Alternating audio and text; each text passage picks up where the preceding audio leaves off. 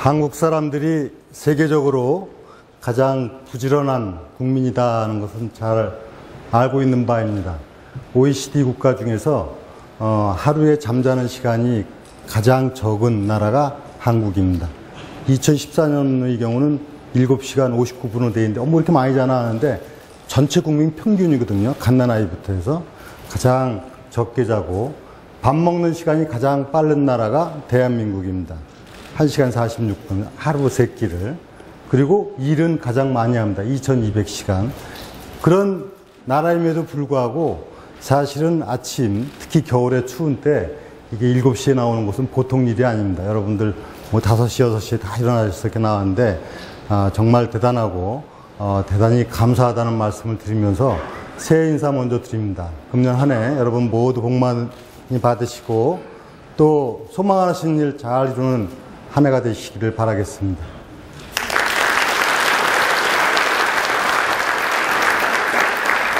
의자를 이렇게 편안하게 이쪽으로 아예 돌려서 앉으시면 어떨까 하는 생각이 듭니다. 아까 지용택 이사장님께서 이렇게 소개를 하시면서 우리 이기인 전 노인회장님을 먼저 소개를 하셨는데 이 지역의 어른을 모시는 마음, 그것은 바로 우리들의 다 같은 정성으로 우리 사회가 건강하게 되고 또 존중하는 사회가 되기 위해서 필요한 그런 배려가 아닌가 생각합니다. 이기인 회장님이 올해 우리 나이로 하면 91 되셨죠. 그런데요, 아직 만으로 90 안 되셨거든요. 올해 생일이 되셔야 이제 만이 되는데, 우리가 얼마큼 변했냐면, 우리 인천에 이제 저는 매달 통계를 받습니다만, 지난 12월 31일부로 만으로 하는 겁니다. 인천에 100세 이상이 드디어 700명을 넘어서 701명입니다. 110세 이상은 146명에 이르게 됐고요. 90세 이상은 무려 8,600명입니다. 그래서 이 회장님 아직도 뭐 창창하십니다. 그렇게 우리 사회가 변했다는 말씀을 전해드리고요. 이렇게 정말 이른 아침에 356회라고 했습니까? 30년 동안 한결같이 우리 시민의 역량을 결집하고 인천의 문화와 정서와 어를 지키기 위해서 노력해 주신 지용택 이사장님께 저는 먼저 진심으로 감사와 경의를 표합니다. 그 외에 오늘 국회의원님들 10분이 오시고 또 구청장님 또 각계각층의 종교계, 학계 또 경제계 또 사회단체 함께 하셨습니다. 우리가 그 추석 때 더도 덜도 말고 한가위만 같아라 이렇게 얘기를 하는데 저는 더도 덜도 말고 오늘 같은 마음으로 어떤 다른 논리도 우리 인천이라고 하는 것을 앞장세워서 나올 수 있는 논리는 오늘 존재하지 않습니다. 오로지 시민의 행복과 인천의 발전만을 바라는 마음으로 한결같은 마음으로 여기에 계십니다. 그것이 제가 드리고 싶은 말씀입니다. 우리는 인천이라고 제가 명명을 했습니다. 우리 인천이 갖고 있는 이 소중한 가치를 인식하고 이것을 위해서 힘을 모아 나가고 그래서 우리가 행복하고 인천이 자랑스럽고 그런 지역을 만드는 것이 사실은 시장의 생각이고 제가 해야 될 책무라고 생각합니다. 여기 우리 지역사회를 이끌어가는 모든 리더들이십니다. 나폴레옹께서는 리더는 희망을 전달하는 전령사다 이렇게 얘기를 하셨습니다. 맞습니다. 그런데 사실은 저는 희망을 전달하는 것이 아니라 뿐만이 아니라 희망을 현실로 갖고 해야 되는 책임을 갖고 있습니다. 여기 계신 모든 분들이 다 같다고 생각합니다. 우리는 희망을 얘기해야 되고 그것을 실천에 옮겨서 정말 실질적인 지역사회가 발전되도록 하는데 똑같은 마음을 다 갖고 있다 이렇게 생각을 합니다. 그래서 제가 금년도 이제 시정 운영에 대한 전반적인 사항을 말씀드리면서 여러분들에게 그렇게 일하시는데 조금이라도 도움이 되었으면 합니다. 이 시정 상황을 이해하셔야만이 그래서 비로소 여러분들이 그 분야 하시는 일 중에서 아마도 어떻게 하면은 더 시발전에 내가 할 역할이 있겠구나 하는 생각을 가질 수 있다고 생각하기 때문입니다. 어저께 제가 지역의 언론사 사설에까지 세월 아침대화에서 시장이 어떻게 얘기하는 것이 우리 지역사회에 좋은 이제 결과가 될 수 있도록 하기 위해서 좀 진솔하고도 또 희망 그런 대화를 했으면 좋겠다는 말씀을 읽었습니다. 저 그런 마음입니다. 정말 진솔하게 제가 갖고 있는 생각뿐만이 아니라 우리 시정의 현실을 바르게 좀 말씀을 드리면서 그래서 우리가 같이 공유하고 공감해서 결과가 나올 수 있도록 그렇게 노력을 해 나가겠습니다. 우리는 인천이라고 하는 것은 바로 그런 의미에서 우리가 꼭 같이 공통적으로 생각해야 될 일이다 생각을 합니다. 우리 인천시의 시정 목표는 새로운 인천 행복한 시민입니다. 당연한 것이죠. 어느 지역의 시민의 행복을 최우선 목표, 궁극적인 목표로 하지 않는 데가 어디 있겠습니까? 나라도 마찬가지입니다. 국가도 국민 행복을 최고의 목표로 삼고 있습니다. 그 행복한 시민을 이루어 나가기 위해서 우리 인천이 새롭게 바뀌어야 되겠다 하는 인식을 갖고 제가 시정 목표를 새로운 인천 행복한 시민으로 정했고, 이것을 이렇게 나가는 데 있어서 비전은 인천의 꿈을 실현시켜 나가서 대한민국의 미래를 연다. 이제 이게 제가 결론부에 가서 말씀드리겠습니다만, 인천이 어떤 곳인가에 대해서 정확하게 우리가 이해를 해야만이 이 뜻을 잘 우리가 새길 수가 있습니다. 그래서 인천의 비전은 인천의 꿈 대한민국의 미래, 시정 목표는 새로운 인천 행복한 시민이 되겠습니다. 우리 시민들이 모두 관심 갖고 있는 몇 가지 분야를 압축적으로 해서 제가 보고 말씀을 좀 드리겠습니다. 모름지기 한 개인이든 집안이든 기업이든 국가든 사실 근심 걱정이 적고 미래에 희망이 있어야 그 살만 나는 거 아니겠습니까? 그런데 우리 인천시, 제가 시장이 되어서 진단하는 것은 우리 시가 안고 있는 현실은 과연 무엇인가, 무엇이 가장 시민들이 걱정하고 또 이런 부분에 대해서 극복하기를 바라는가 하는 것 중에 하나가 역시 재정 문제입니다. 재정 건전화를 이룩하지 않고 인천이 미래로 갈 수가 없습니다. 이것만큼은 제가 어떤 경우도 해결해서 우리가 행복할 뿐만이 아니라 우리 미래 세대, 우리 후손들이 자랑스러운 인천을 만들어야 되겠다 하는 것이 대원칙입니다. 그래서 저는 세 가지 큰 방향을 정했는데 그 중에 하나가 재정 건전하고, 그 다음에 각종 현안 사업을 잘 해결해 나가고, 그 다음에 미래로 가는 겁니다. 그것이 인천의 가치 재창조를 통해서 미래의 성장 동력을 찾아나가는 것이 되겠습니다. 재정 건전화와 관련해서는 제가 1년 반이 이제 지났는데 정말 심혈을 기울여서 노력을 해왔는데 그래도 제가 생각한 것 이상으로 지금 재정이 안정화돼 가고 있어서 대단히 다행스럽게 생각을 합니다. 쉽게 얘기해서 우리 부채에 짓눌려 있습니다. 부채에 가위 눌려 있습니다. 이것을 해소해야 됩니다. 최고점에 이르는 것이 2014년도에 13조 2천억까지 부채가, 이것은 시와 공사공단을 포함한 부채 규모가 되겠습니다. 이것을 이제 아직 결산이 안 됐습니다만 추산하건대 지난해로 해서 11조대로 떨어지고 금년에는 10조 6천대로 부채 규모가 줄게 되고, 재정 건전화 3개년 목표로 했는데 2018년까지는 8조대로 부채 규모가 감소되는 상황입니다. 시 본청을 기준으로 하면은 10년 동안 우리 부채는 이렇게 증가만 되어 왔습니다. 작년에 처음으로 부채를 감소세로 돌아서게 했고, 금년도 에서 2018년까지는 1조 9천억대로 떨어뜨리는데, 2014년도에 제일 빚이 많을 때는 이게 이제 예산 대비 채무의 비율입니다. 37.5%로 나왔지만 분기별 최고점은 39.9%, 40%가 되면 지방재정 위기단체로 지정이 돼서 사실상의 파산 제도는 없습니다만 거의 파산 상태가 됐지만은 현재는 지난해 33.2% 떨어지고 금년에는 약 31% 정도대로 떨어지게 됩니다. 그래서 앞으로 2018년에는 21%로 예산 대비 채무 비율이 감소되기 때문에 사실상의 25% 이하는 전혀 재정에 문제가 없는 건전 재정 상태로 들어가게 됩니다. 그래서 전체적으로 이렇게 되는 데는 여러 가지 요인이 있어요. 어떻게 해서 이게 가능했는가? 몇 가지 요인이 있습니다. 예산을 많이 확보해야 되지 않겠습니까? 국가 예산이라든가 또 자체 세입을 증가시키는 특단의 노력이 있어야 되고 세출 구조 조정을 해야 됩니다. 사실은 저도요, 여기 사회단체 장님들 많이 계시지만은 예산 뭐 이렇게 왜 줄였느냐, 그 다음에 우리가 필요한 예산이 반영이 안 되느냐는 많은 요청들을 감내해야 했습니다. 그러는 가운데 예산을 무조건 줄이지 절대 않습니다. 필요한 예산을 줄이지는 않습니다.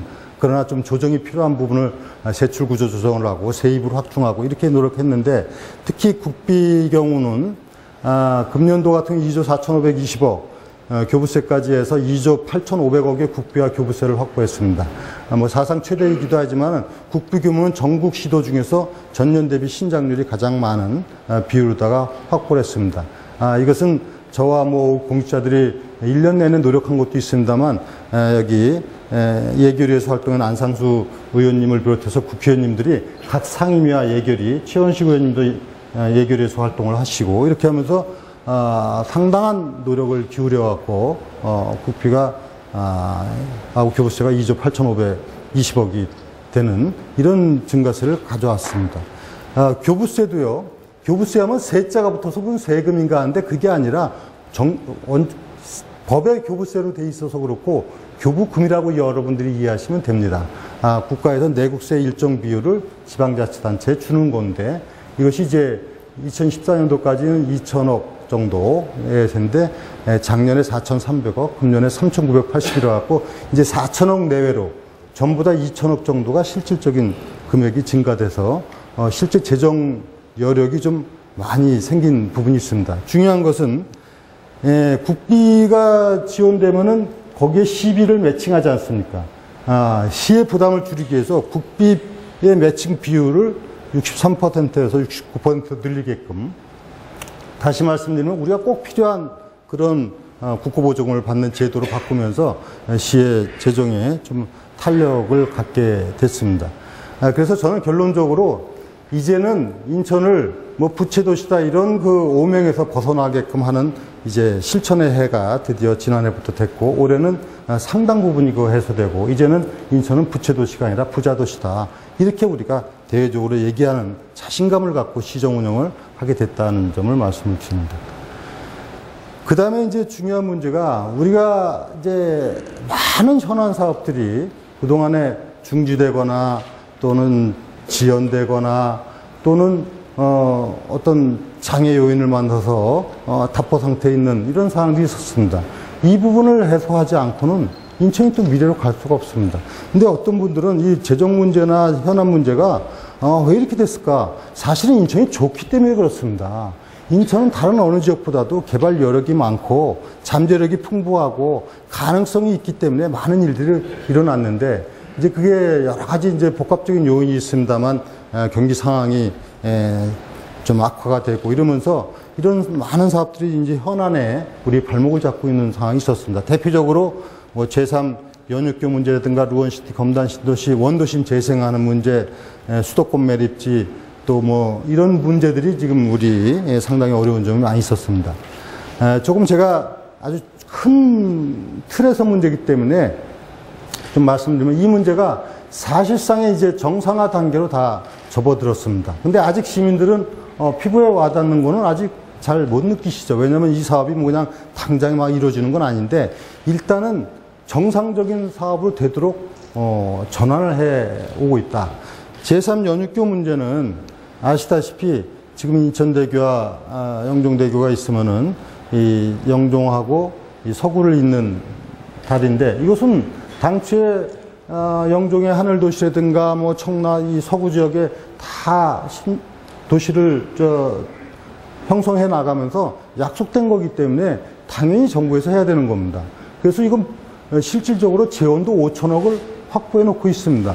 근데 이게 이제 안 되는 이유는 이 인천대교하고 이제 영종대교 공항철도 이게 민자 사업으로 되어 있기 때문에 규정상 민자 사업이 다른 사업으로 인해 갖고 손실이 발생할 때는 그 손실에 대한 보전 문제가 있습니다. 우리 강동석 장관님은 잘 아시죠? 이거 전문가시니까. 이런 문제가 있어서 이것을 이제 고민이 자, 이거를 다리를 놓게 되면은 여기에 대한 손실 보전 문제가 있는 겁니다. 근데 이거를 이렇게 한다고서 몇 년 계속 협의를 진척을 못하면서 있으면 이건 시민에 대한 약속 위반입니다. 그래서 저는 결론적으로 금년부터 이게 이제 실시 설계를 합니다.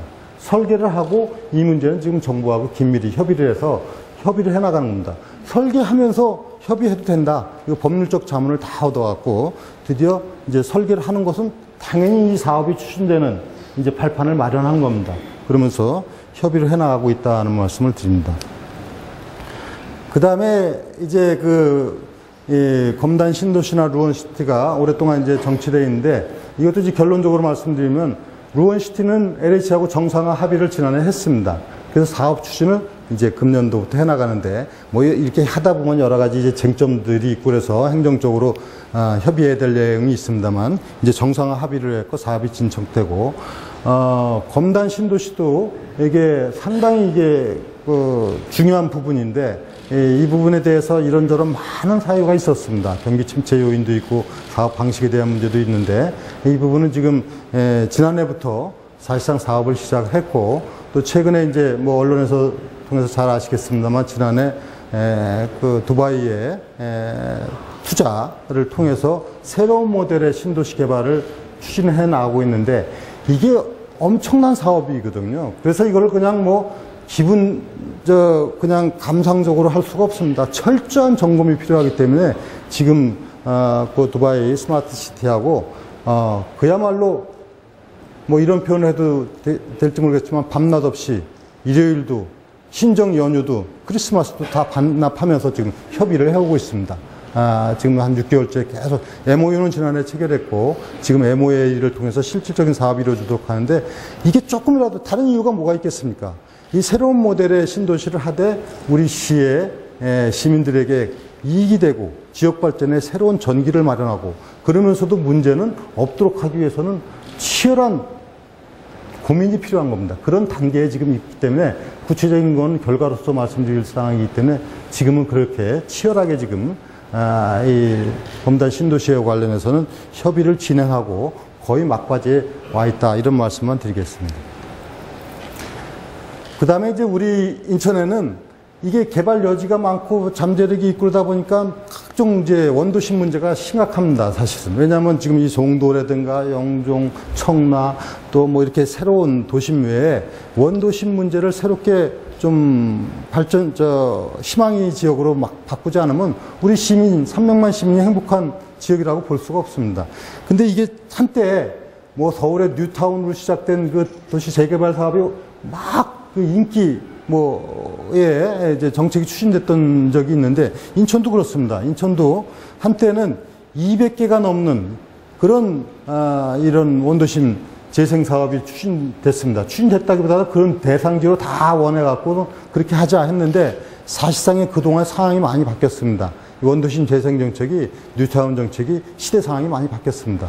그래서 이걸 무조건 할 게 아니라 조정하고 또 새로운 형태로 바뀌고 이런 정책을 추진해서 지난해 상당 부분을 이제 조정을 해가지고 해지할 건 해지하고 할 거는 주민의 의견을 들어서 가장 좋은 방향으로 해나가는데 이게 이제 좀 획기적인 방안을 마련한 것이 뉴스테이 정책입니다. 이것은 지난해 박근혜 대통령께서 도화지구에 직접 오셔서 우리나라 1호 뉴스테이를 천명을 하시고 그 후에 인천이 탄력을 받아갖고 시범적인 지역이 됐습니다. 그래서 지금 부평에 청천 그 다음에 십정 2지구, 올해 이제 동구를 비롯해서 이 뉴스테이 정책을 통해갖고 새로운 주거 모델을 만들 겁니다.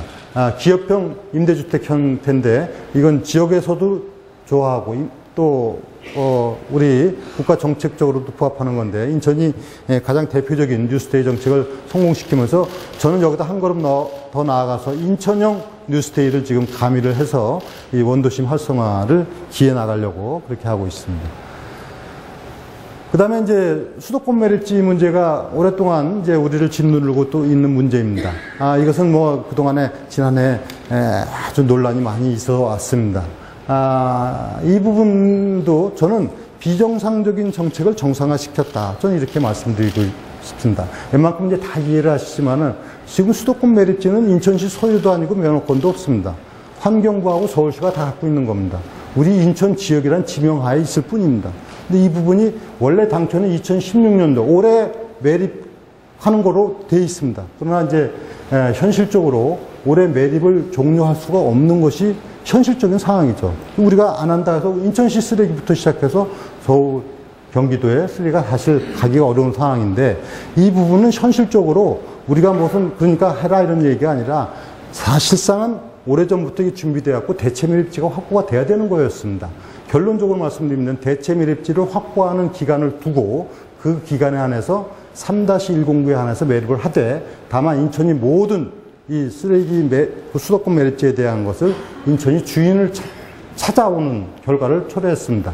그래서 수도권 매립지는 인천시로 금년에 다 이양을 하고, 그 다음에 매립지 관리공사도 이관하고, 여기에 대한 실질적인 지원을 하는 방식으로 협의를 해서 이뤄냈는데, 이것은 사실 상당한 큰 변화가 오는 겁니다. 이제 여기가 애물단지가 아니라 보물단지가 되도록 만들겠다. 이미 수도권 매립지 109 매립이 완료된 데는 골프장도 들어가고 승마장도 들어가고 하지 않습니까? 이런 식의 향후 계획을 갖고 있다.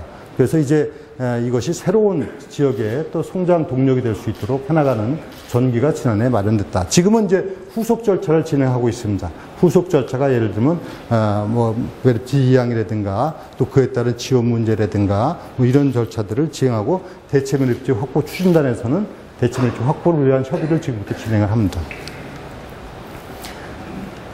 그 다음에 올해 이제 조금 바뀌는 걸 좀 말씀드리겠습니다. 그래도 이제 이 교통 인프라라는 건 대단히 중요한데, 올해 바뀌는 걸 좀 몇 가지 말씀드리면은, 당장에 다음 달에 이 수인선 인천에서부터 송도까지가 개통이 됩니다. 다음 달에. 이게 지금 지하로 공사를 다 하고 있는데, 이렇게 해서 수인선이 개통이 되고, 올 7월 달에는 이 도시철도 2호선이 개통이 됩니다. 저기 검단 오류부터 이 남동 서창까지 도시철도 2호선이 개통이 됩니다. 올해 또 철도에 큰 변화가 오는데, 월미 그 모노레일이 그동안 또 몇 년간의 정체 상태에 있었는데, 이것을 안전성을 전부 점검을 하고 사업 방식을 다시 검토를 해서 이제 레일과 차량을 새롭게 변화를 시켜서 올 7월로 되어 있네요. 7, 8월 정도에 월미 모노레일이 개통이 됩니다.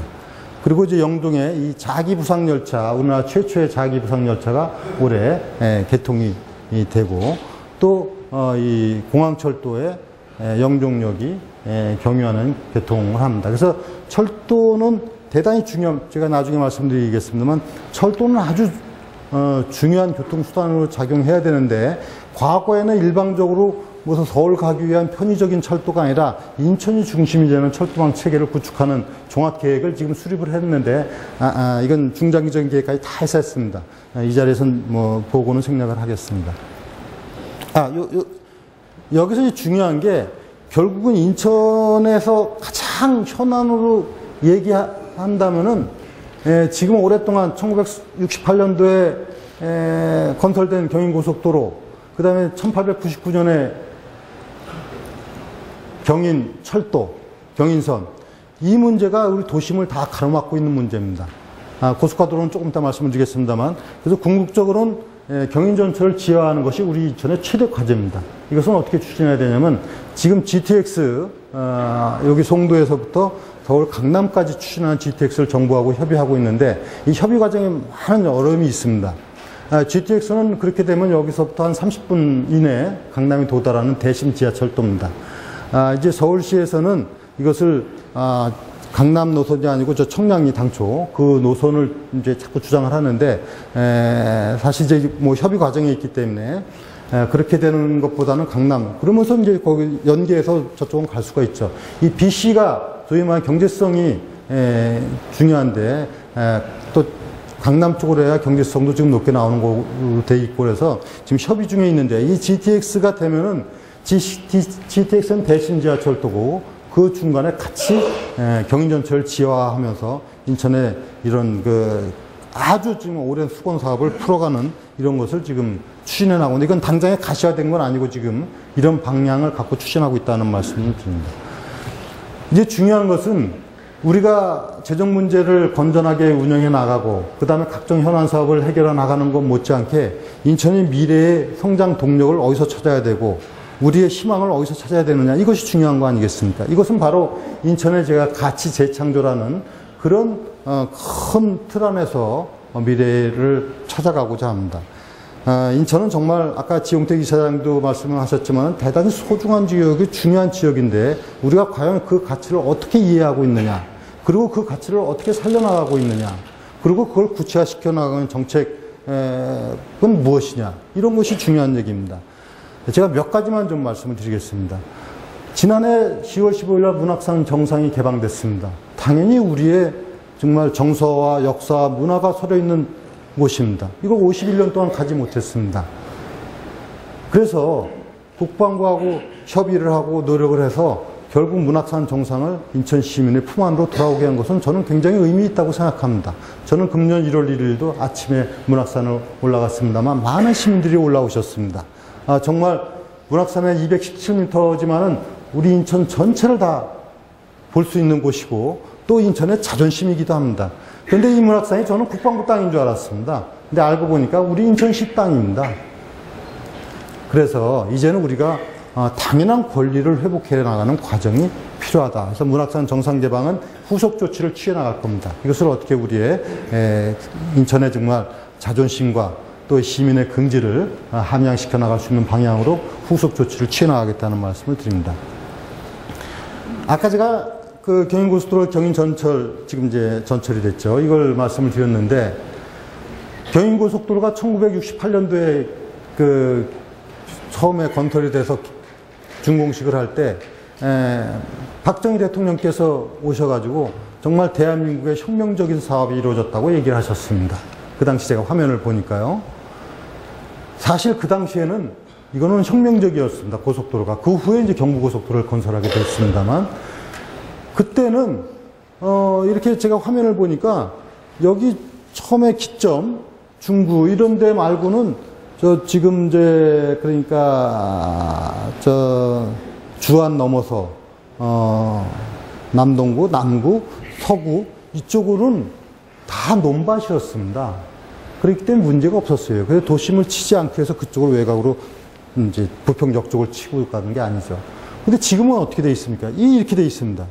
지금은 이렇게 도심에 우리의 그냥 저 남동구, 남구, 서구, 부평, 계양 도심에 한 복판에 있습니다. 인천에. 이래갖고 동서남북을 다 가로막고 있습니다. 이 문제를 해결하지 않고는 인천이 원활한 지역 원도심 문제라든가 지역 발전이 이렇게 나갈 수가 없습니다.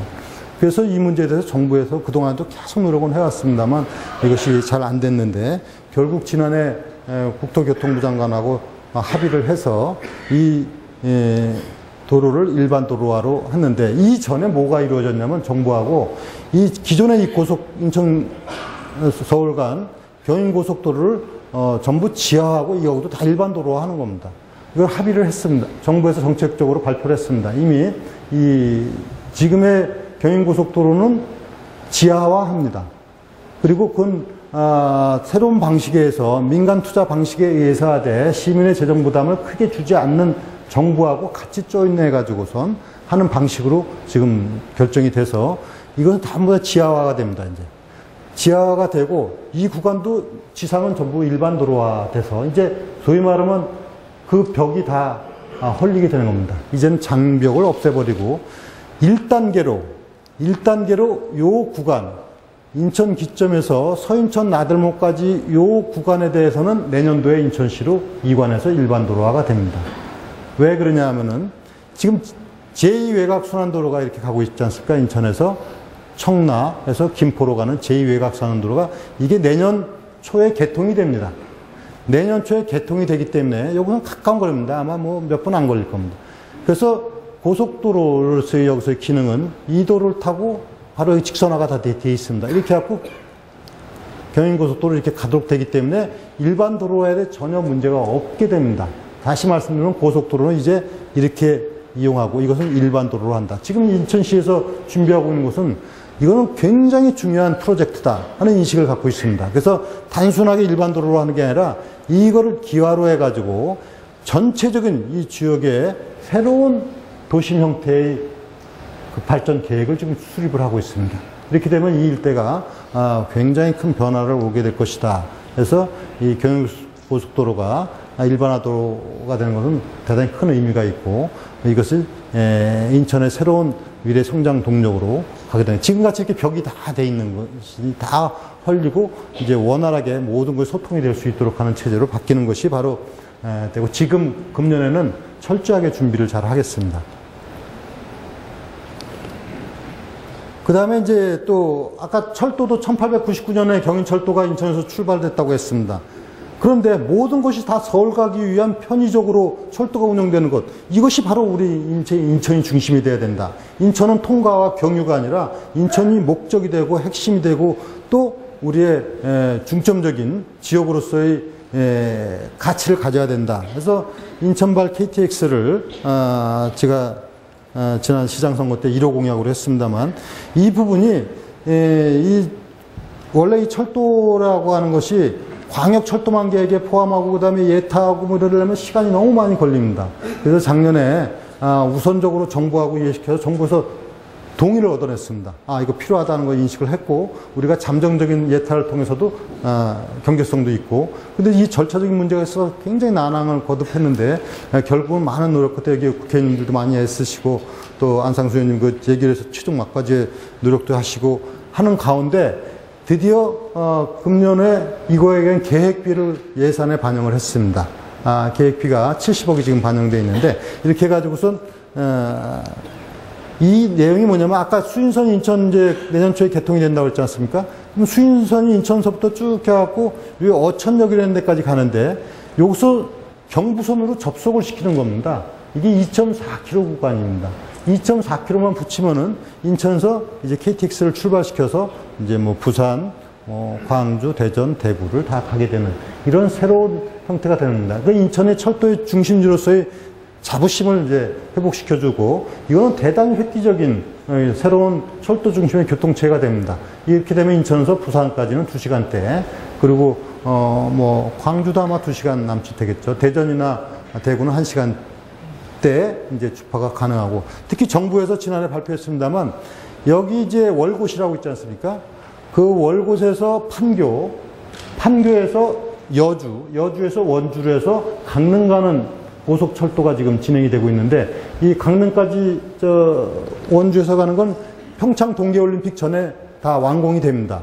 문제는 이제 월곶에다 판교 붙이고 이런 건데, 이걸 정부에서 지난해 발표했습니다. 확정을 시켰습니다. 그래서 이제 이 KTX를 타면 바로 여기서 강릉까지 1시간 50분이면 갈 수 있는 이런 거리가 되겠습니다. 그래서 명실공히 인천의 가치 재창조는 발도 철도의 시작점인 우리 인천이 이제 KTX를 출발을 해서 부산, 대구, 대전, 광주, 강릉을 가는 이런 시대를 열어가는데, 이것이 바로 올해부터 사실상의 사업이 시작되는 상황이 됐다는 말씀 드리고, 2021년도 이거 상당히 빨리 해서 좀 이렇게 하고 있는데, 이거는 저는 좀 더 땡겨보려고 최선의 노력을 다 하겠습니다.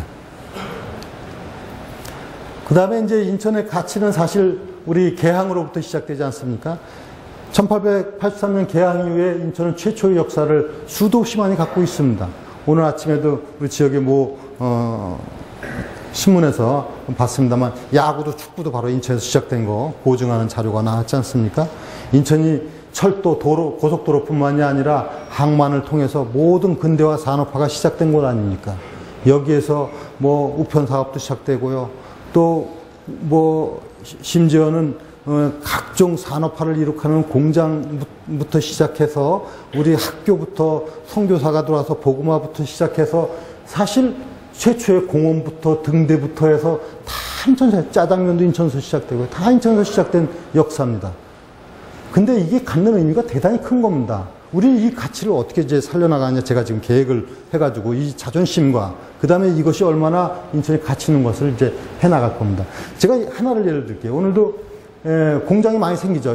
이제 개항이 되고 나서 생기면서 뭐 그 당시에 이제 처음에 밀가루, 방적, 또 목재, 뭐 제철 이렇게 생기는데, 인천 하면은 사람들이 성냥공장을 많이 얘기하지 않습니까? 성냥공장. 근데 우리는 지금 성냥 대수롭지 않게 생각하시죠? 근데 1886년에 인천에 외국인의 성냥공장을 세우는데 그 성냥이 갖는 의미가 여러분 어떻습니까? 지금은 성냥이 이게 당연한 거지만 전에는 부싯돌을 해갖고 하는 게 이게 성냥으로 된 건 혁명적인 거거든요. 혁명적인 일입니다. 각자가 불을 만들 수 있는 거를 가졌다는 건 혁명적인 거예요. 인천에 이렇게 성냥 공장들이 많이 생기기 시작해갖고 대한민국의 근대화를 촉진시키는 계기가 되는 겁니다. 간단한 문제가 아닙니다. 이런 것들이 다 인천에서 이루어지는 것입니다. 그런 부분들이 수도 없이 많은데 그 계양 창조도시 중구가 지금은 상대적으로 낙후되어 있다. 이런 평가를 받고 있는 것이죠. 그래서 이것을 우리가 새롭게 우리의 가치를 재생시켜 나가야 되겠다. 그래서 우리 이제 계양 창조도시 프로젝트를 추진했는데 정부에서 지난해 이 부분에 대해서 정책적으로 추진하는 것으로 되어 있고 이미 금년도 예산에도 부분적으로 반영이 돼서 앞으로 6년 동안에 국비를 포함해서 약 6천억 정도가 투입이 돼 갖고 이 계양 창조도시 프로젝트가 추진됩니다. 이미 지난해 12월 30일에 우리 중청장님 나와 계십니다만 8부도가 다음 달에 개방이 됩니다. 이제 그걸 기화로 해서 그 일대에 획기적인 변화를 가져오는 프로젝트가 추진됩니다. 이미 이곳에는 이와 동시에 지금 아까 말씀드린 대로 수인선이 개통이 되고 그 다음에 지금 저 중구에서는 뭐 특히 그 동화마을이라든가 차이나타운, 신포시장 이런이 드디어 활성화의 길을 갖기 시작했습니다. 이걸 새로운 모델로 바꿔나가는 부분이 되고요. 또 그 아까 원리 모노레일 얘기했고 월미도 오는 그 인천 상륙작전을 통해서 인천의 가치를 한번 높인 곳입니다. 인천 상륙작전은 대단한 대한민국의 오늘 있게 한 역사적인 사실입니다. 그래서 금년도에 인천 상륙작전의 영화를 지금 제작하고 있습니다.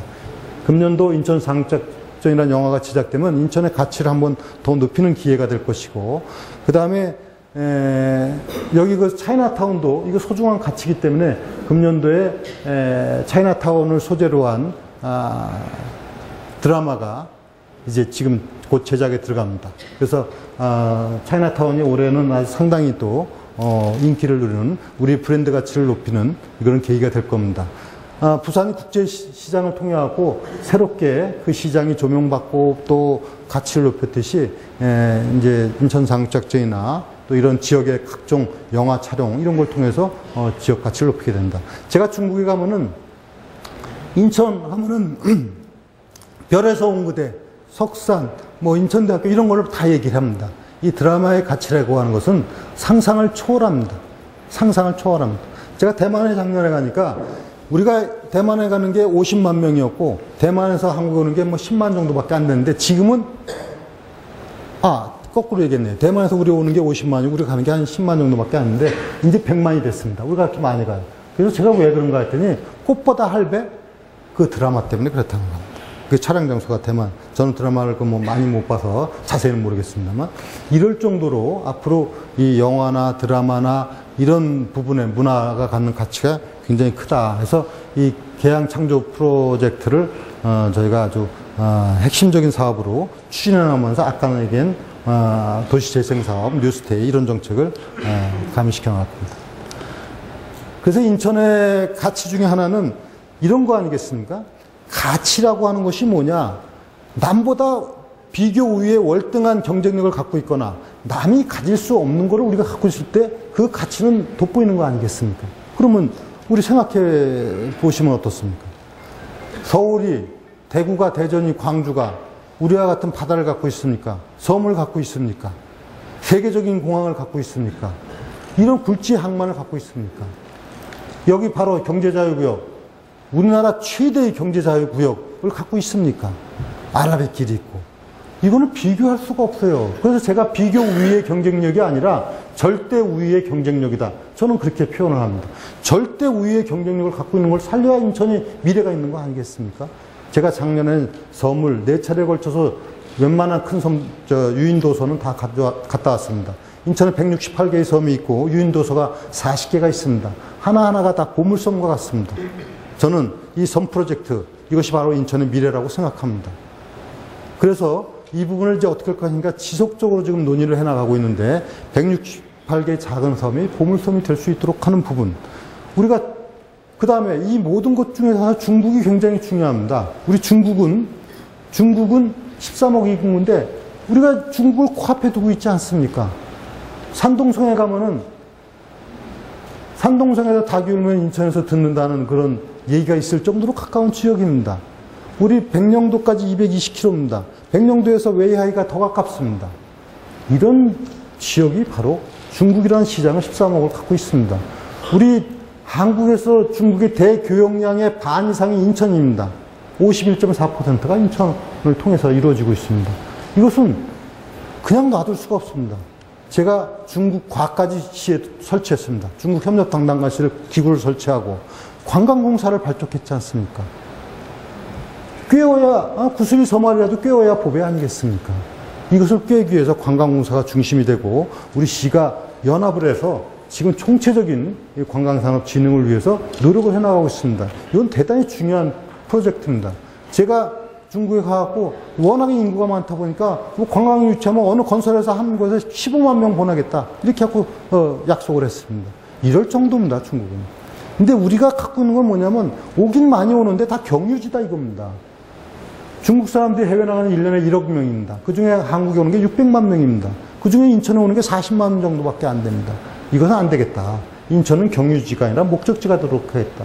앞으로 저 송도역의 신항 같은 경우는 크루즈선 6척이 동시에 접안하는 신항이 지금 건설 중에 있습니다. 15만 톤짜리 크루즈를 포함해서 와서 다 가면 뭐 하겠습니까? 우리가 상품을 개발해야 되고 여기에 머물르도록 체류하도록 해야 되고 우리 여기에서 뭔가 인천에 이익이 될 수 있는 이런 것이 절대적으로 중요한 겁니다. 그래서 관광에 대한 인식이 완전히 새롭게 바뀌어야 되겠다.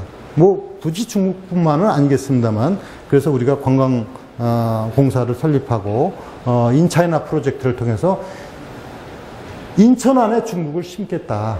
그리고 중국은 바로 인천하고 파트너십이다. 경제적으로도 인천 경제자유구역하고 웨이아이시가 한중 FTA 시범지구로 이미 명시가 되어 있습니다. 그래서 제가 지난 연말에도 웨이아이 시장하고 4번이나 만났고 산동성장하고 3번이나 만났습니다. 인천서도 만나고 가서도 만나고 긴밀한 협력 관계를 통해 갖고 인천이 중국을 우리의 희망지로다가 만들어줘야 된다 하는 말씀을 드립니다. 그 다음에 인천에 또 큰 앞으로 생각해야 될 것은 인천이 그 계양으로부터 해서 저 연수일까지 이 녹지축을 잘 우리가 관리하고 이것을 인천의 환경과 어우러진 새로운 미래 생태 도시로서 만들어야 되겠다 하는 구상을 갖고 있습니다. 그래서 원래 여기 이제 장수 검단간 도로 이렇게 하려고 했던 걸 지난해 사실 취소를 했습니다. 제가 찬찬히 검토해 보니까 너무 많은 녹지축을 훼손을 하고 접근성 문제도 있고 그래서 그건 다른 도시철도 2호선의 다른 기능을 갖도록 하고 이것은 보존해서 이쪽에 녹지축을 건설을 해나가고 그 다음에 이제 우리는 여기 바로 GCF 사무국이 있는 등 환경과 관련해서 우리가 다른 어느 지역보다도 중요한 지역이기 때문에 이런 녹색 도시로서의 사업을 앞으로 국제사회와 함께 이루어 나가도록 하겠습니다. 그런데 지금 제가 말씀드린 대로 뭐 재정을 건전화시키고 그 다음에 현안 사업을 해결하고 미래의 그 비전을 설정해 나가고 그거 왜 하겠습니까? 우리가 행복하기 위해서 하는 겁니다. 그래서 그 궁극적인 부분은 바로 경제요, 또 복지 이런 겁니다. 그것이 바로 민생이라는 이름으로 얘기될 수 있는 것입니다. 그래서 이 부분이 결국은 중요한 겁니다. 근데 이 목표를 달성하려니까 우리가 재정도 건전하게 운영을 해야 되고 또 현안 사업도 다 풀어 나가야 되고 또 그런 가운데 우리 인천의 가치를 재창조시켜 나가는 것이 이제 중요하다 하는 말씀을 드립니다. 그래서 그런 미래의 희망을 열어가기 위해서 금년도에도 이제 이루어질 현안 사업들이 굉장히 많은데 투자 유치를 활성화해갖고 대규모적인 사업을 통해갖고 뭔가가 복지와 경제가 증진되도록 하는 것은 굉장히 중요한 사업들입니다. 여러 가지 보완 사항이 있기 때문에 뭐 자세한 걸 다 말씀드릴 수는 없습니다. 그러나 이제 예를 들면 지금 복합 리조트 사업, 복합 리조트 사업은 카지노를 포함한 복합 리조트 사업인데 카지노는 사실 5%밖에 안 됩니다. 이건 한번 들어오는 게 보통 1, 2조에서 많게는 5, 6조가 대규모적인 투자가 이루어지는데 인천이 얼만큼 각광받는 지역이냐 하면은 처음에 정부에서 이 복합 리조트 사업을 금년 다음 달 정도에 이제 사업자를 최종 선정할 계획으로 되어 있습니다만 이게 34군데가 신청이 됐는데 인천이 17군데가 신청이 됐습니다. 그 가운데 최종적으로 지금 6개 중에서 인천이 4개입니다. 뭐 이제 자세한 과정을 말씀드릴 사항은 아니고 결론적으로 이제 다음 달에 이제 선정이 되는데 저희는 이제 인천이 선정이 돼서 대규모적인 투자 유치가 이제 지역 경제의 새로운 활력이 될 수 있도록 하는데 노력을 해나가고 있다. 현재 법적 요건을 완전히 갖춘 건 인천 두 군데다. 이렇게 말씀을 드리겠습니다. 그러면 이 일대가 상당히 큰 이제 투자 활성화 되고 이건 저 복합 리조트뿐만이 아니라 지금 여러 군데 투자 유치 사업이 진행형으로 있고 앞으로 이걸 주력을 해서 우리 지역 경제의 모멘텀이 되도록 하고 여기 바로 송도 컨벤시아 이거는 전국에 뭐 우리 송도 컨벤시아뿐만 아니라 서울에 코엑스도 있고 뭐 킨텍스도 있고 저 백스코도 있고 뭐 전국에 있지만은 여기가 소위 말해 이용률이 제일 높습니다. 수요가 제일 많은 겁니다. 근데 너무 좁습니다. 그래서 이미 지난해 기공식을 갖고 2단계 증축공사를 지금 하고 있습니다. 2단계 증축공사하면 이거 규모보다 배 이상 되고 뭐 작년에도 아시다시피 뭐 여기에서 세계 교육 포럼, 체계 수도, 그 다음에 프레지던트컵 개막식부터 시작해서 세계 부동산 박람회 많은 행사를 하는데 수요를 감당 못 합니다. 올해도 굉장히 큰 국제 행사들이 여기 많이 있습니다. 뭐 세계 부동산 투자 박람회를 비롯해서 많은 일들이 여기서 세계 수의사 대회 뭐 등등 이곳이 가장 최적지기 때문에 그렇습니다. 이만한 데를 갖출 수가 없어요. 왜? 공항이 이렇게 가깝고 주변 인프라가 잘 돼 있거든요. 프레지던트컵을 하면서 전 세계 프레지던트컵 대회를 하면서 골프장과 그 다음에 숙소와 컨벤션, 회의장과 이것이 동시에 10분 거리에 있는 것이 인천밖에 없다고 합니다. 우리가 갖고 있는 경쟁력은 정말 대단합니다. 그래서 이 컨벤시아를 확장을 시켜나갑니다. 동시에 이제 제일 중요한 건 일자리입니다. 이런저런 해도 일자리를 얻지 못하는 많은 이 구직 문제, 이 부분을 해소시켜 나가지 않으면 안 되는데, 정부에서도 이거 특단의 노력을 지금 해나가고 있지만은 이게 경제 여건하고 관련되기 때문에 정책적인 한계는 있습니다. 시에서는 희망을 얘기합니다. 다른 광역시가 대부분 일자리가 작년에 주었는데 우리만 늘어나고 있습니다. 계속. 금년도 경우는 예를 들어 대형 사업을 통해서 얼마 전에 대통령께서 오셔갖고 삼성 바이오로직스 3공장 기공식을 했습니다만 이런 대형 공장들 참고적으로 바이오 신약 부문은 앞으로 요거 공장이 준공되면은 세계 신약 우리가 1위가 됩니다. 세계 1위가. 삼성이 1위고 셀트리온이 3위인가요? 이렇게 해가지고 이 송도가 바이오 산업의 메카가 되도록 이렇게 이제 추진이 되고 있습니다. 그리고 이제 엠코, 그 다음에 그 영종의 스태치팩 코리아 이런 데에서만 고용 창출이 이제 10,000명 이렇게 대규모적인 공장이라든가 산업체 유치를 통해 갖고 일자리를 만들어가고 기타 이제 인천 창조경제혁신센터 또 대통령께서 오셔갖고서 우리의 물류의 거점 지로서의 창조경제혁신센터 사업을 추진하는데 이거 말고 시에서는 정말 그 청년 일자리, 여성 일자리, 노인 일자리 창출을 위해서 별도의 여성 일자리 창출 본부도 두고 이와 관련한 특단의 노력을 통해서 일자리 만드는데 주력을 해 나갈 계획을 갖고 있습니다. 그리고 이제 아까 말씀드린 뭐 복지나 생활, 민생 이런 부분인데 이런 부분은 이제 뭐 최근에 논란은 어린이집 고용에 따른 논란인데 뭐 이 자리에서 그걸 설명드리기는 좀 적절치 않은 것 같은데 하여튼 이런 부분과 관련해서는 시에서는 우선 어떤 경우도 이 보육과 교육 이런 부분이 어떤 다른 논리에서 중지되지 않도록 하는데 최선의 노력을 다하겠다는 말씀을 드립니다. 그래서 인천형에 맞게끔 하는 그 영유아 보육 체계, 인천형, 맞춤형 어린이집 형태를 맡고 국공립시설을 확대시켜 나가는 등 이런 부분에 대해서 관심을 갖고요. 또 이제 가장 궁극적으로는 우리가 삶이 여유로웠던 것은 문화, 예술, 체육 이렇게 생활이 행복해야 되는 것이죠. 이렇게 해나가기 위해서는 인프라와 동시에 그에 맞는 콘텐츠와 그 다음에 어떤 그런 여건을 뒷받침해주는 각 단체의 재활동이 원활히 이루어질 수 있도록 하는 것이 중요합니다.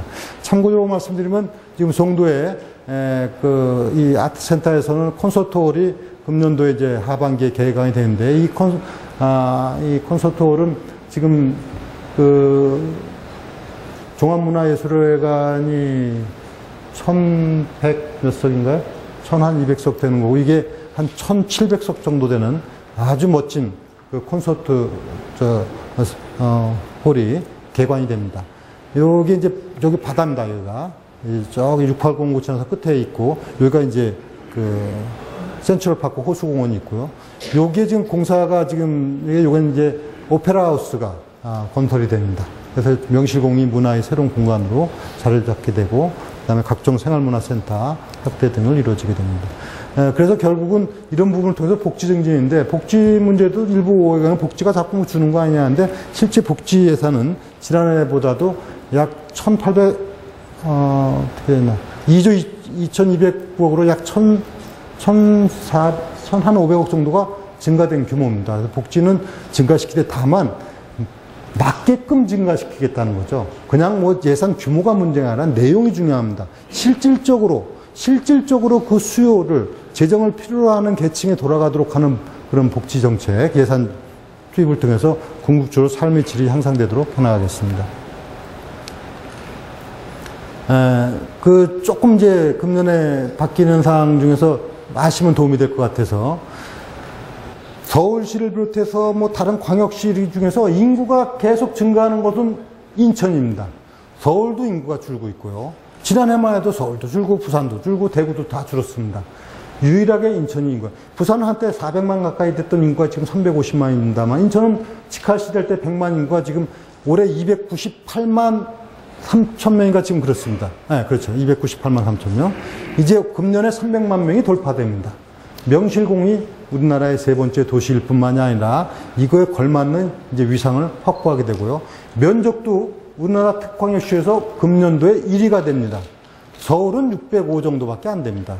현재 우리가 1048인데 1048인데 울산이 현재 제일 큽니다. 왜냐하면 울산은 울주군이 엄청나게 커가지고 1061인데 우리 인천이 드디어 금년에는 이제 면적으로도 1위가 됩니다. 왜냐하면은 우리는 수도권 매립지라든가 이 새로운 매립된 송도 이런 데가 토지로 편입이 되면서 명실공히 면적으로서도 이제 1위가 되고, 서울이나 무슨 대전이나 이런 데보다는 거의 2배 가까이 되는 면적을 갖는 큰 도시가 됩니다. 우리 대한민국의 3대 도시로서의 위상이 구축됩니다. 이미 일어난 것이 우리 지방경찰청장이 치안 점검 아닙니까? 그거는 굉장히 중요한 의미가 있습니다. 대구는 치안감이죠. 우리는 명실공히 서울, 부산, 대구 이 세 개가 치안 점검 시대입니다. 우리가 분명한 명실공히 세 번째 도시라는 것을 나타내 주는 겁니다. 치안 점검 시대라는 건. 그리고 이제 지난해 보훈병원도 걸때고, 또 병무지청도 지난해 개청을 했고, 또 엊그저께 금융감독원 인천지원도 이제 신설이 되는 것을 정부에서 이제 하기로 예산에 반영이 됐습니다. 여기 신하경 의원도 정무위원이 있으면서 역할을 해주셨습니다. 이제 최근에 논란이 된 게 해경본부입니다. 이게 지금 상당히 우리가 그동안에 이렇게 쭉 해오면서 왜 해경을 재정치를 하느냐, 이게 사실 상당히 당혹스럽고 어려움이 큽니다. 이 문제는 길게 말씀드릴 건 아닌데, 사실은 정부에서 국민안전처라는 새로운 부처를 만들면서 국민안전처 소속에 있는 해경본부, 소방방재 이런 본부들이 지휘부가 글로 간다, 이런 방침에 의해서 정부에서 해경본부를 이전한다, 이런 방침이고, 그 대신에 여기 인천에 지금 해경 있는 건물에는 중부해양경비안전본부를 이미 설치해서 거기에 277명을 지원하고 1000명으로 중부해양경비안전본부가 이미 설치가 되어 있습니다. 그렇기 때문에 간다, 이런 얘기인데, 그러나 그거는 맞지 않는다. 왜냐하면 이건 현장을 중요시해야 되는 그런 부서이기 때문에, 현장이 아닌 그냥 탁상공로서 장관 중심이 아니라 현장 중심이다 해서 우리 시민들이 이제 이 부분에 대해서 이건 안 된다 해가지고 시민들이 전체가 나서서 이 부당성을 주장해갖고, 또 국회에서도 국회의원들이 국회에서 지난해 예산, 이거 이제 정부에서 고시를 한 겁니다. 정부에서 해경본부 이전에 관한 고시, 이건 이제 박남춘 의원이 안행에 있으니까 그 내용을 잘 아시는데, 고시를 해버렸기 때문에 가는 거를 이렇게 법적으로는. 그래서 이건 안 된다 해갖고 예산을 막았습니다. 예산을 막아서 이전비를 막아서 이제 이런 상태인데, 또 정부에서 예비비로다가 이거를 갖다가 가려고 추진을 해서 그걸 결국 막아놨습니다. 지금 예비비 하는 것도 막아놓고, 지금 앞으로 이제 정치권하고 우리 의원님들하고 또 시민사회단체하고 같은 힘을 모아서 이 문제에 대해서는 이게 정말 어떤 것이 국가를 위하고 또 이 기능에 적합한 건지에 대해서 앞으로 지속적으로 노력해 나가겠다 하는 말씀을 드립니다. 그 다음에 이제 아시다시피 지난해 체계수도부터 해서 쭉 일련의 행사들이 주어지고, 제가 이제 결론을 좀 맺어야 될 것 같습니다.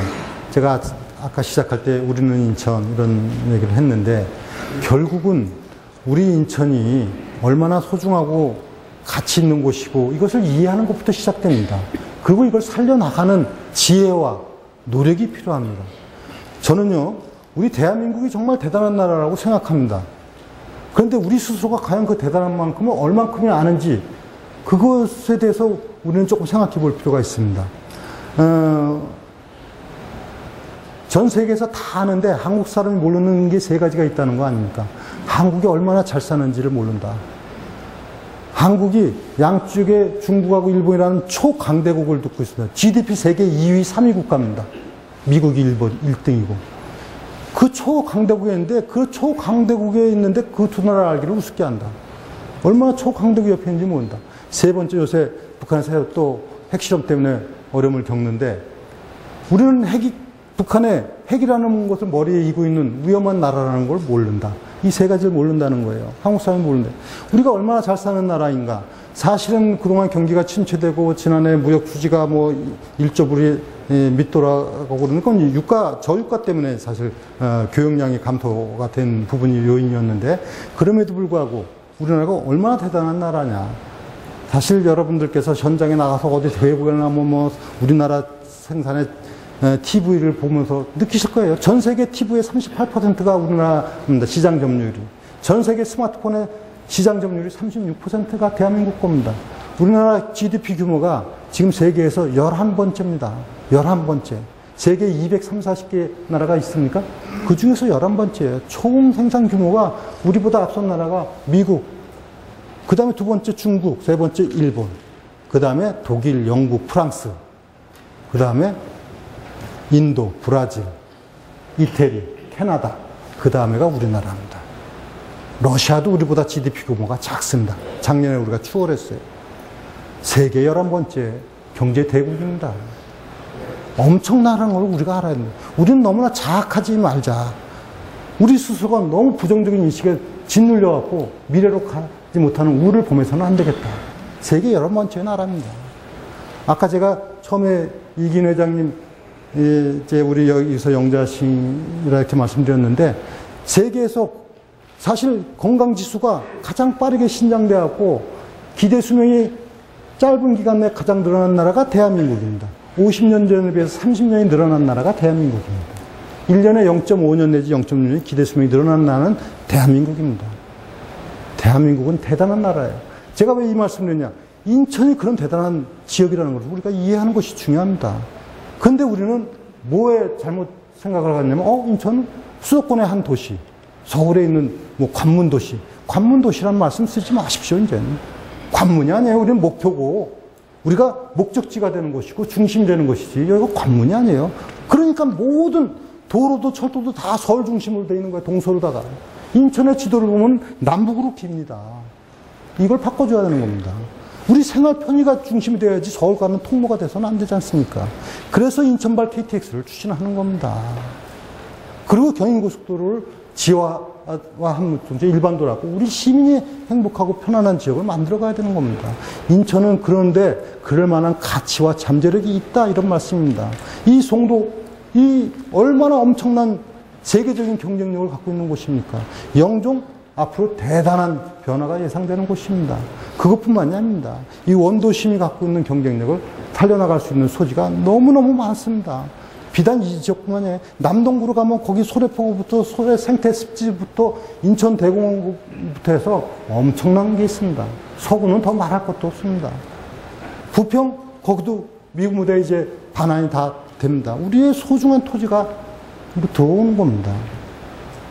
이런 우리 인천의 가치를 제대로 알고 이것을 살려서 인천의 발전을 가져오자. 시민이 행복한 새로운 인천을 만들자. 그것이 저희 꿈이라기보다는 시민의 꿈입니다. 시민들의 바람입니다. 이것을 우리가 이렇게 해야 되겠다. 우리 리더가 해야 되겠다. 리더란 뭐냐? 아까 나폴레옹 얘기했습니다만 희망을 전달하는 전령사이지만 동시에 이거를 실천해 나가야 된다. 그러기 위해서 제가 꼭 드리고 싶은 것은 우리가 힘을 모아야 되는 겁니다. 힘을 모아. 더도 말고 덜도 말고 오늘것만 같아라 하는 식으로 여기 계신 분들이 오늘 이 자리에서 인천 발전을 염원하는 거 왜 다른 생각 하시는 분이 계실까요? 우리는 자기 조직의 논리라든가 뭐 다른 논리가 아니라 인천이 하나가 되는 그런 부분을 가져야 된다. 반면에 인천이 뭐 지역의 주인의식이라든가 정체성이라든가 이런 부분이 부족했다면 우리는 반성하고 이제는 하나가 되어서 인천이라는 이름 하에 뭉쳐야 된다. 그래서 우리는 인천이 된 겁니다. 제가 갖고 있는 시정의 목표는 그런 의미에서 제가 근자열 원자래, 이건 논어에 나오는 구절입니다. 이건 이제 열자로 읽는데 이게 우리가 기쁠 열자하고 같은 뜻으로 여기서는 해석을 합니다. 원문에 이렇게 되어 있습니다. 가까운 사람에게 기쁘게 하고 즐겁게 하고 그래서 먼 데서 오도록 하는 겁니다. 인천이 시민들이 행복하도록 하는 겁니다. 시민들이 행복하자고 가까운 있는 우리 시민들이 즐겁고 행복하고 그래야 인천을 찾게 하는 겁니다. 인천의 가치를 높이게 하는 겁니다. 그것이 바로 인천의 가치 재창조입니다. 그렇게 해나가는 것은 누가 해나갈 것이냐? 사실은 뭐 시장이 제일 중요하겠죠. 아무래도 시정 전체에 대해서 무한 책임을 지고 있는 사람으로서 또 우리 공직자 모두가 함께 해나가야 되겠죠.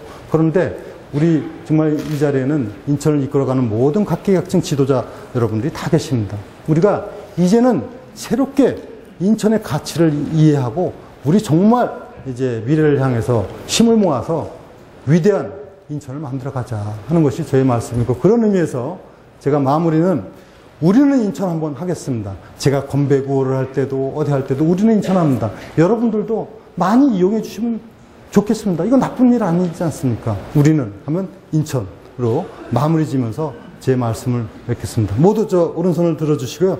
제가 우리는 하면 힘차게 인천 해주시기 바랍니다. 우리는 인천! 감사합니다.